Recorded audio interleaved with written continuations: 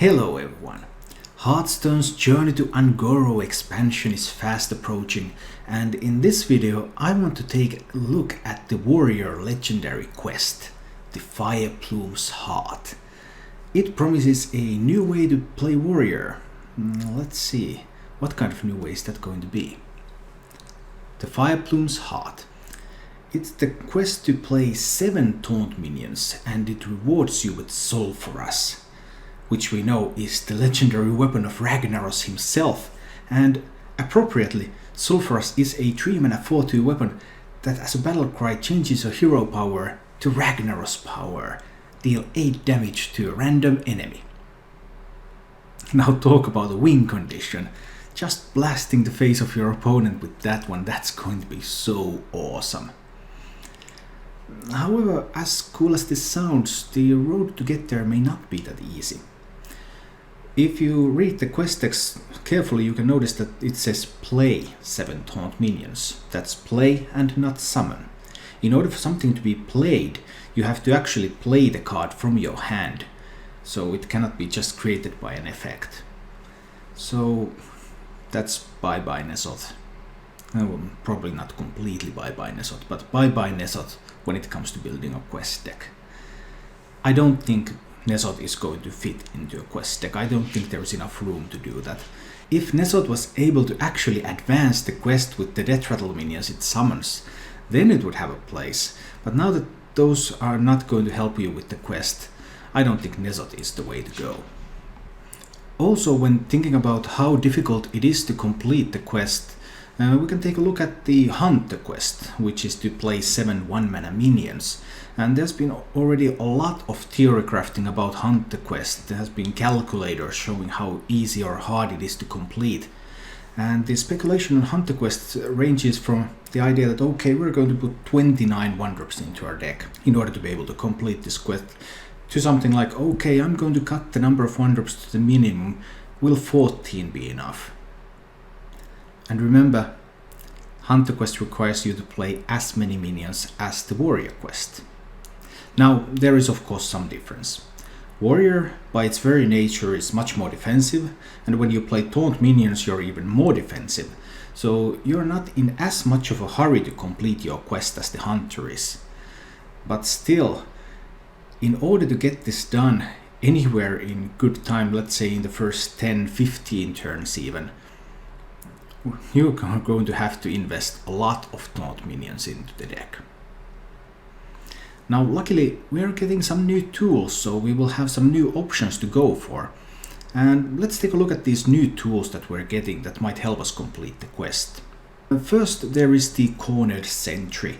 The Cornered Sentry is a warrior class card. It's a 2-mana 2/6 taunt with a battle cry to summon 3 1/1 raptors for your opponent. So in theory this is fairly well balanced. A 2-mana 2/6, it summons 3 1/1s. If all of those 1/1s hit your taunt, you're left with a 2/3 taunt for 2. But of course the whole truth is not quite that simple. Summoning those 1/1s can give your opponent an advantage if you don't deal with them. They can be a lot more valuable than the 3 health on your taunt minion. And on the other hand, you might be able to abuse that you're summoning 3 minions to your opponent in some interesting ways. And here are some synergies that Cornered Sentry has. And for example, you can use Brawl with Cornered Sentry as a fairly reliable single target removal. Say your opponent has just 1 big minion, you drop Cornered Sentry and Brawl. That 1 big minion has a 20% chance to survive. Or you can use Cornered Sentry to make playing a second-rate bruiser cheaper. You drop Cornered Sentry on an empty board. Your opponent has 3 minions. The condition of the second-rate bruiser is thus fulfilled. You can play second-rate bruiser for 3 mana. You could, I guess, give your opponent enough minions to use a mind control deck. He has a minion, you give him 3 1/1s, you can mind control deck, but you're most likely going to get a 1/1 out of that, so I'm not really sure if that's a good idea. Or maybe you want to combine the Cornered Sentry with Whirlwind, which will kill all the tokens away and leave you with a 2/5 taunt. Pretty interesting. Or maybe you have an Acolyte of Pain on the board. If you're a control warrior, you might be playing Acolyte of Pain, you drop the Cornered Sentry and oh my, the Acolyte of Pain now has a 1/1 that it can kill and damage itself and draw you a card. Or perhaps you're playing a more tempo-oriented list, you have a Frothing Berserker, so you play Cornered Sentry into Whirlwind, and the Frothing Berserker gains an additional 5 attack. However, what all of these synergies reveal is that Cornered Sentry is not really a 2-drop. It's not something you want to drop down on 2. And when you realize that, okay, this is not a 2-drop, then it comes into direct competition with the other 2-mana 2/6 taunt, which is also not a 2-drop, which is the Dirty Rat. And can Cornered Sentry beat Dirty Rat? Because plays such as Dirty Rat into Mind Control tech, Dirty Rat into Brawl are already quite commonplace. And Dirty Rat into Brawl is also very strong in that it actually denies your opponent the free use of their resources. It can pull off a vital combo piece from your opponent's hand. And Cornered Sentry cannot do that. So overall I still think Dirty Rat is the stronger of the two, although it is slightly meta dependent, so in the right meta Cornered Sentry might be more valuable. Next up we have a little guy that I really like, and isn't he cute? The Stonehill Defender, a neutral 3-mana 1/4 taunt with a battle cry to discover a taunt. And we have seen that Discover is really good. And in this case you want to be completing your quest, so you want to discover more taunt minions. You're basically drawing taunt minions. That sounds pretty nice. And what is a Control Warrior, say, going to do on 3 anyway? Well, maybe you could drop a Ravaging Ghoul, but maybe if conditions are right, what you really want to be doing is drop an Acolyte of Pain. And if you're going for the quest, are you going to go for that Acolyte of Pain, or are you actually going to replace the Acolyte of Pain in your deck with a Stonehill Defender? I think you just might do that. Acolyte of Pain is going to draw you 1 card, maybe it can draw 2 or 3. Stonehill Defender is itself a taunt, and it's guaranteed to give you another taunt. So in effect you are getting 2 taunts with this card every single time, even though you might not be getting as many overall cards. And Warrior doesn't even mind that 1/4 stat line that much. 1 damage is all it takes to enable an execute, or maybe you can trade away a bigger minion together with a slam, or maybe you can trade a bigger minion together with Fiery War Axe. And it has 1 more health than Acolyte of Pain, so maybe it even survives if the opponent's minion has, for example, 3 attack. So overall, Stonehill Defender looks like a really interesting card for Quest Warrior decks, and I think it's going to see a lot of play.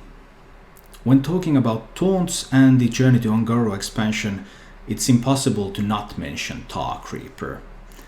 The expectedly at least elemental deck staple, a 3-mana 1/5 taunt that has +2 attack during your opponent's turn.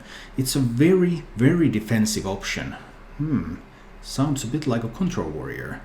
It's a Senjin Shieldmaster on your opponent's turn that costs 1 mana less. So it's actually really good taunt, especially if you don't want to go in aggressively. It's expected to see a lot of play in elemental decks, it might even see play in Zoo, and I think it's going to see a lot of play in Control Warrior as well. There are lots of cards with the same mechanic in Journey to Un'Goro. There's that, okay, they're bigger on your opponent's turn, and I think of the cards that share this mechanic, Tar Creeper is by far the best. Because sooner or later, every deck has to be aggressive. You have to kill your opponent somehow. Fatigue is no longer an option, really.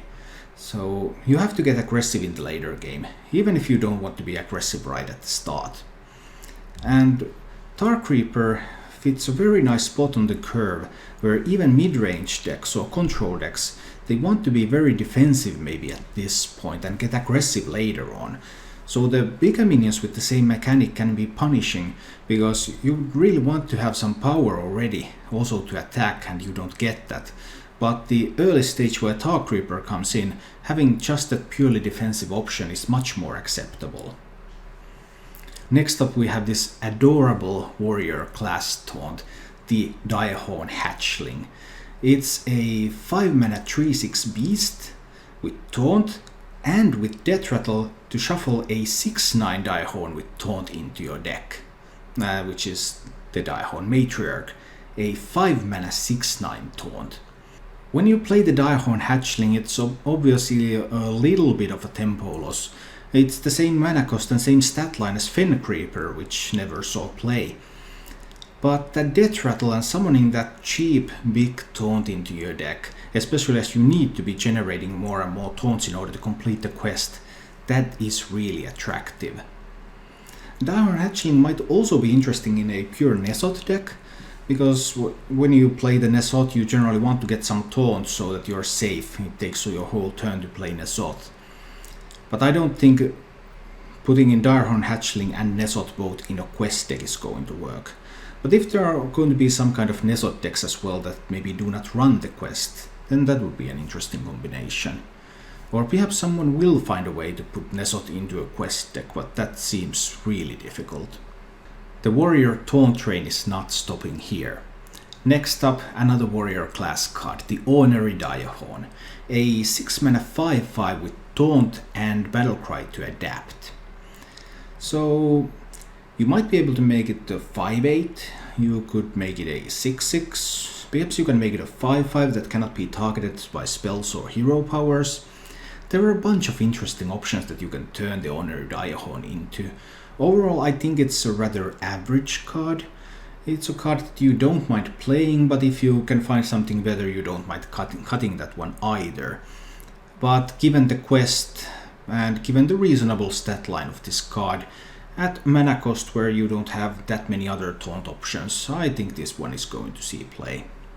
Finally, one more class taunt for the warrior, the Tar Lord, a 7 mana 1/11 taunt elemental that has +4 attack during your opponent's turn. In other words, during your opponent's turn this is actually slightly better than an Ancient of War, but during your own turn it is almost completely useless. And while this does have some power, especially if your plan is to win with the Ragnar's hero power, maybe you can afford to have just this big minion sitting on the board. But I still think that this is weaker than the Tar Creeper, because coming out so late, having such poor offensive powers at the moment where you actually would already want to attack, then that is a difficult match. Journey to Un'Goro did bring us one dragon as well, and that dragon is the Primordial Drake, a neutral 8 mana 4/8 taunt with a battle cry to deal 2 damage to all other minions. A very defensive card, a card that can wipe out wide, small boards, and a dragon. Overall, I don't think there are going to be a lot of decks that can afford to play a very slow defensive card like this one, although 4 attack is enough to do something at least. But Warrior might be in a position that it can.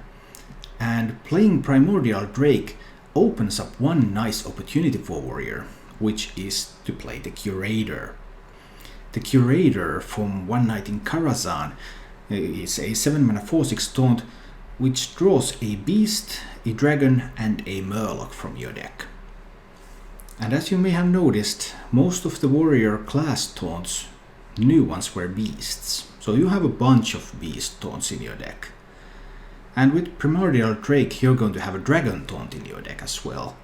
So would you play a 7 mana 4/6 taunt that draws you 2 cards? Yeah, I think that would see a lot of play. The Curator seems extremely viable for Warrior right now. There is one more new card that deserves a mention even though it's not a taunt. It's King Mosh, the Warrior class legendary, a 9 mana 9/7 with a battle cry to destroy all damaged minions. I've already reviewed King Mosh earlier, so if you want to take a look at what I talk about it in detail, then head over to the other video. But just to reiterate that King Mosh and that board clear ability is going to be important for Warrior. There's some argument to be made, do you want to run King Mosh? You need King Mosh Whirlwind, for example, to do a board clear on 10, or do you want to run Deathwing? The downside of Deathwing is that it's going to discard your hand. And I think both of these options will see play in different types of decks, and maybe in some decks you could even see them both. With these tools at our disposal, we have basically two paths to choose from. I don't believe in the Nezot path. So we're left with two paths, and those are going tempo or going control. Now let's first take a look at what kind of control warrior could be running the quest. So this is my initial draft of a control warrior list. It's a very defense-minded list. It has one plan. It's going to stall the game, it's going to remove a ton of stuff from the board, and it's going to use the Ragnaros hero power to beat you to death. Very straightforward, very simple plan. The deck list boasts a whopping 15 taunts, including Stonehill Defender and Direhorn Hatchling that generate even more taunts. One could ask, is this overkill? Is this too many? The answer is, I don't know. I don't know yet. Maybe it is.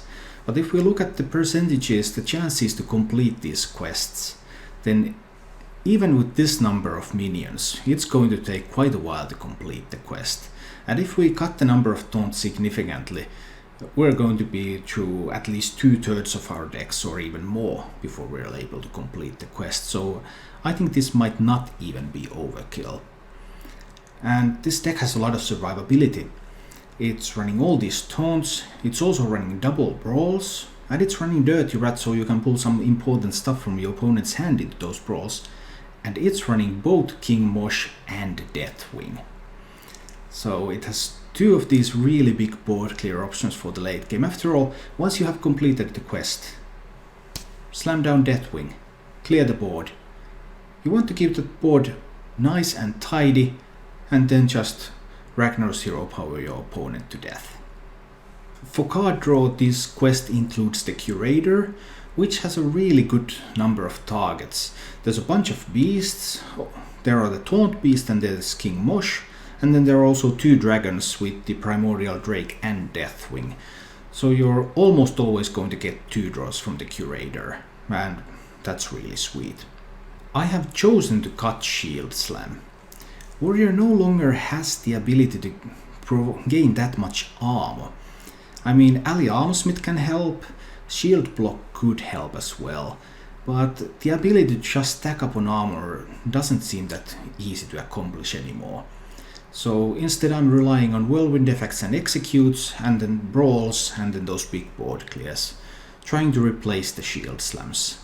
I'm not yet sure whether this is going to be a good idea, but it seems to me that gaining armor is that much more difficult that Shield Slam is losing a lot of value. There is also another path available, the path of tempo. And here is my list of what a tempo quest warrior could look like. It takes a different approach to the quest. It tries to apply pressure, it tries to be on the offense as much as possible, and then just when it's running out of steam, it hopes to complete the quest and then finish off the opponent with the hero power, if it's unable to finish off the opponent before that. But I'm not sure, maybe a tempo warrior without the quest would be better, because some compromises do have to be made. This deck has 9 taunts in it, and again it includes both Stonehill Defenders and Direhorn Hatchlings. And the Stonehill Defender is the biggest compromise this deck is making. That ability to gain 2 taunts with that one card, of course you get 2 taunts with Direhorn Hatchling in a way as well, but because it shuffles the other one into your deck you still need another draw to get it. But with the Stonehill Defender, once you pick it up, you play it, you discover the second taunt and you have immediate access to the second taunt. So Stonehill Defender is the only big compromise this deck has been forced to make, but I think that's something that cannot be avoided. Another potential compromise would be including Ally Armsmiths, which are also abysmal when it comes to attacking but very good at defending, but I have tried to avoid making that one too. The upside of running a Stonehill Defender is that when you discover a taunt, you might be able to pick up a taunt minion with a more aggressive stat line, so one that would better help you also stay on the aggression. Other than that, for example, Tar Creeper is a taunt minion that didn't make the cut for this deck because of the stat line. I need to have taunt minions that have more attack so that I will actually be able to apply some pressure. The deck has some early offense duels, it has Frothing Berserkers. Frothing Berserkers may turn out to be fine if they can hide behind taunts even and grow big and then deal some damage. And for card draw, this deck is featuring Battle Rage. You can try to go Frothing Berserk, Whirlwind, Battle Rage, these sort of things. Try to get that card draw rolling. When we reach the top end of the curve, this deck is also running a couple of minions that are capable of winning games. And one of the cards that I have chosen to include is Malkorok. In early Whispers meta, Malkorok was one of my favorite cards, but unfortunately it was a little bit unreliable, and there was always that dreaded Cursed Blade. Oh dear, the Cursed Blade. The bane of Malkorok users. Equipping a weapon that doubles the damage you take and instantly lose the game. But good news in the rotation is that Cursed Blade is rotating out, a bunch of other bad weapons are rotating out. There's only really one bad weapon coming in, which is the Molten Blade, which is a 1/1 weapon, but even that doesn't instantly lose you the game, so it's all good. Malkorok is getting a big buff with the weapon rotation that's going to happen, and I think Malkorok is a very viable choice for a tempo-oriented deck now. Despite the multiple whirlwind effects that are in the deck, I have chosen to go with Deathwing over King Mosh. That means I don't have to save my whirlwinds for anything, I can use them early on, I can use them to get better battle rages, for example. And because I expect that my resources are going to run lower and lower, so the sacrifice of playing Deathwing is actually not that great.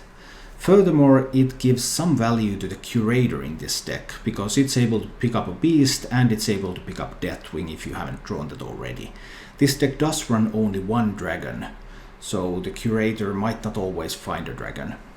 But still, if I were to ditch Deathwing for King Mosh, I probably could not be playing the Curator either, unless I wanted to add the Primordial Drake, but I don't think the Primordial Drake is good for a tempo deck, so I don't think that's a good match either. So that's why we're so far going with the Deathwing. And of course, this deck has the Warrior card, which was sadly missing from the other list, the control list, Grommash Hellscream. Capable of winning games on his own. Great card, I love it. And it has found a home in this deck, even though I was unable to fit it into the control list. So, two different approaches to the Warrior quest. One that wants to be active, deal damage, rely on the quest to come in later as a finisher, once you have already fought a hard battle. And the other one, which is reliant on stalling, removing everything, then finally winning, starting to really win the game once they get the quest done. It would be really interesting to see what kind of quest warrior is the best one, and how many taunts you really need in order to complete the quest in a reasonable amount of time. It might also be that completing the quest is more difficult than it seems, and in that case there might also be room for a tempo warrior that does not want to run the quest. That's also something that would be interesting. Malkorok could make a return to such a list as well, with the indirect buff it's receiving, so that's also one avenue that could be explored. But for the lists that are running the quest, these were my ideas on what kind of tempo list and what kind of control list you could try to kill your opponent with that Ragnar's hero power. Thank you for watching. If you enjoyed the show, please click the like button and subscribe to my channel for more.